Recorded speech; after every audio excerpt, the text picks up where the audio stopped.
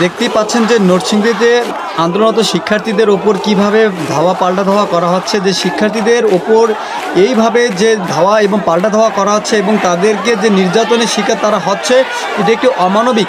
পৃথিবীর ইতিহাসে কোনো দেশে এরকম হবে না যে শিক্ষার্থীদের ওপর এরকম হামলা করা হয়, যা একটি নিন্দনীয় একটা অপরাধ। আমাদের দেশের কতিপয় ব্যক্তি এরকম শিক্ষার্থীদের উপর অত্যাচার নির্যাতন করতেছে, যা কখনো সহ্য করার মতো না। আপনারা দেখতে পাচ্ছেন যে শিক্ষার্থীরা একটি যৌক্তিক আন্দোলন নিয়ে তারা আন্দোলন করতেছে প্রায় 16 জুলাই থেকে। গত মাসে 16 জুলাই থেকে তারা আন্দোলন করতেছে, এখনও পর্যন্ত তারা কোনো সুরাহা কোনো সঠিক সিদ্ধান্ত এখনও পর্যন্ত পায়নি, তার আন্দোলন করে যাচ্ছে। ইতিমধ্যে অনেক কয়েকজন মারা গিয়েছে, যা আপনার বিভিন্ন সংবাদ মাধ্যমে দেখতে পেরেছেন। আপনারা আরও অনেক সংবাদ পেতে এবং তথ্য পেতে আমাদের চ্যানেলে যুক্ত থাকুন, সাবস্ক্রাইব করে আমাদের পাশে থাকুন।